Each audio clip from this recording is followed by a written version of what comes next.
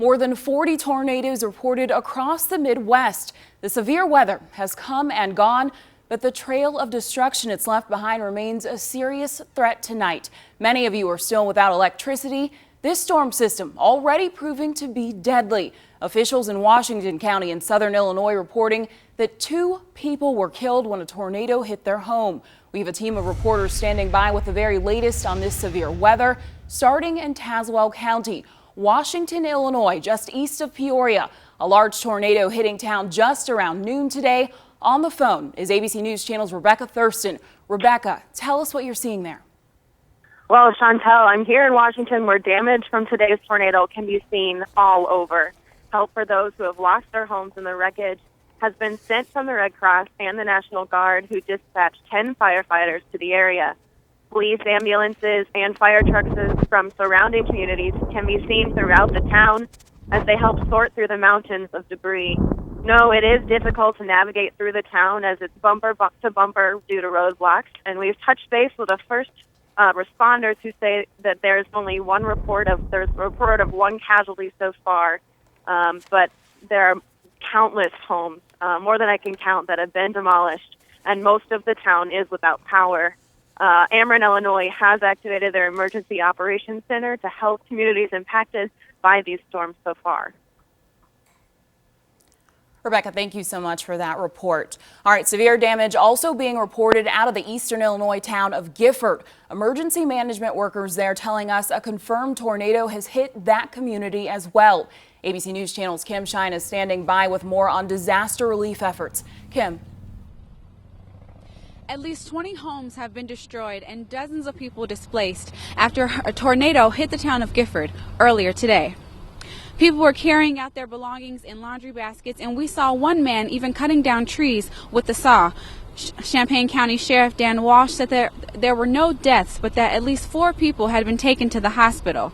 Gifford resident Ken Johnson had only lived here 15 months. He explains to us the damage that happened to his home.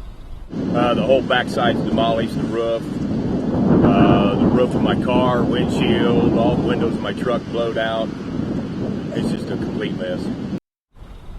Right now, police, fire, and other safety crews are attempting to clean up as much as possible before it gets too late. Sheriff Walsh asked that no volunteers come out until everything can be cleared up and everything is safe. Live from Gifford, Kim Shine, ABC News Channel.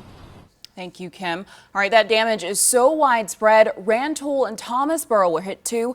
It's nothing like what we're seeing in Gifford, though. But there are reports of storm damage, like, for example, a farmhouse there. A man was at the home when it happened, but he isn't injured.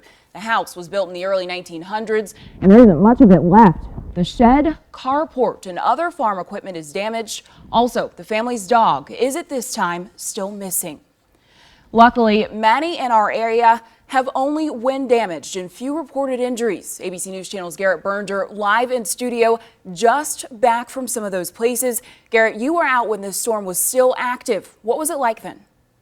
Well, Chantel, the sky was dark for miles and miles, as you could see it, and also the clouds just coming across the sky. You could watch them move in a very northeastern pattern, just deliberately. But thankfully, only a few areas in central Illinois had a tornado actually touch down. But some of the other towns, including ones that I visited today, still had to deal with high winds, rain, and hail. And in the end, wind proved to be the most dangerous. In Christian County on the blacktop between Nokomis and Taylorville, 2 miles worth of power lines were blown over by winds gusting over harvested fields. As they fell, the poles trapped several motorists. Jenny Bell and her daughter were driving on the blacktop when the wind really started to pick up, so Bell decided to pull into a nearby driveway. We pulled in immediately right before. I turned around and I could see them coming down. The power lines were just on the tail of the truck, so we pulled forward even more, and we just kind of stayed there. The county sheriff said the road will likely be closed until Monday morning at least. He said it was lucky no one was hurt. They were smart. They used their head. They stayed in their vehicle. That's what concerns me, of people getting out of their vehicle when there's a power line down. Further east in Pana, there were also multiple reports of trees and power poles down. We even heard about one building that lost its roof. Up in Menard County, though, around Petersburg and Greenview, buildings took an even worse beating. Or have several structures that have been damaged, outbuildings, machine sheds, barns, many high line wires down, limbs, debris. that type of thing. Thanks to our viewers who sent in photos, we can see the full power of the storms. Blown off roofs, a toppled tree, and hail the size of silver dollars. In Menard County, as elsewhere, cleanup is ongoing, and Sheriff Jones is asking onlookers to stay away. The rescue squads, the fire departments, the police departments, the sheriff's departments, all trying to respond to make sure everyone's okay. There have been no injuries reported at this time, but we'd like for people to give us a chance to do our job first. Luckily, that's kind of the same with most of our viewing area. We've placed calls to all of the emergency managers in the viewing area, and we're still waiting back for some of them. But we have heard of 2 casualties in Logan County. There were 2 people injured in an accident after a semi-truck was blown off of 155. Thank you so much, Garrett. All right, let's take a look now at power outages across the area. Both CWLP and Ameren reporting restoration efforts today.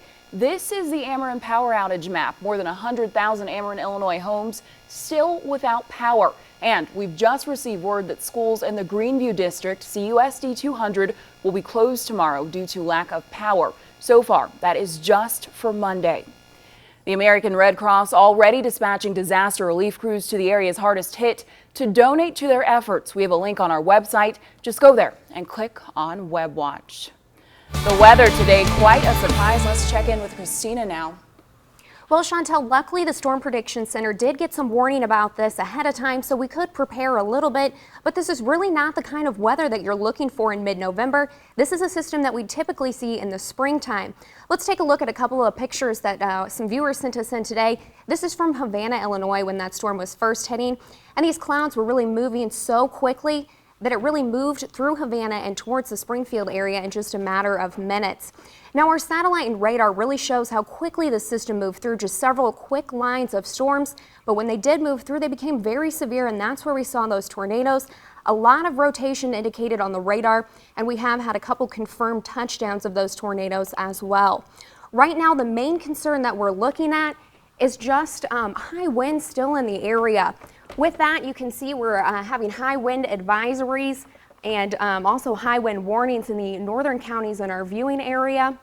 But you can also see most of the chance for rain and thunderstorms has really moved out of the area. Just a few showers near Springfield will leave a slight chance of rain in the forecast for the next couple hours.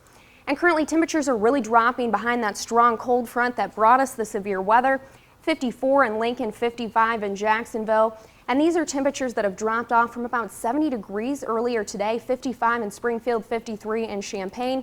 We're leaving a slight chance for some showers in the next couple of hours, and then clearing skies with a low around 38 overnight. Finally, tomorrow we see sunshine returning to the forecast, along with some more seasonable temperatures.